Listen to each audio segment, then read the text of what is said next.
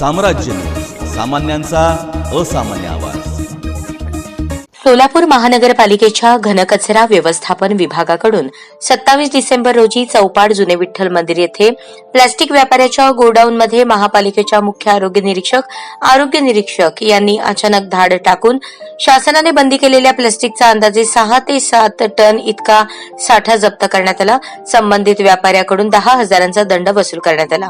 जप्त करण्यात आलेल्या प्लास्टिकची किंमत सुमारे 5 लाख इतकी आहे। अचानक टाकण्यात आलेल्या या धाडीमुळे शहरातील व्यापाऱ्यांमध्ये भीती निर्माण झाली आहे। सोलापूर महानगरपालिकेच्या घनकचरा व्यवस्थापन विभागाकडून शहरातील व्यापारी आणि नागरिक यांना वेळोवेळी जाहीर आवाहन आणि प्रसिद्धीकरण देऊनही शहरात मोठ्या प्रमाणावरती बंदी घालण्यात आलेल्या प्लास्टिकची विक्री आणि वापर होत असल्याचे निदर्शनास आले।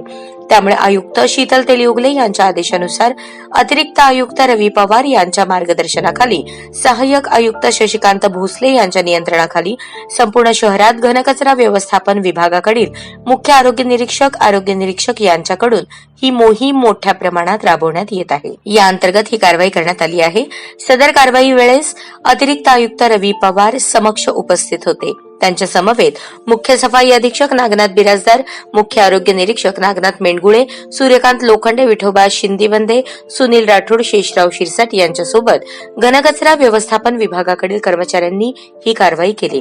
यावेळी शहरातील नागरिकांना आणि व्यापाऱ्यांना शासनाने बंदी घातलेल्या प्लास्टिकचे उत्पादन, वापर, विक्री, हाताळणी, वाहतूक, साठवणूक करू नये आणि वापरताना आढळल्यास संबंधितांवर नियमानुसार दंडात्मक तसेच फौजदारी स्वरूपाची कारवाई केली जाईल असा इशारा अतिरिक्त आयुक्त रवी पवार यांनी दिला आहे।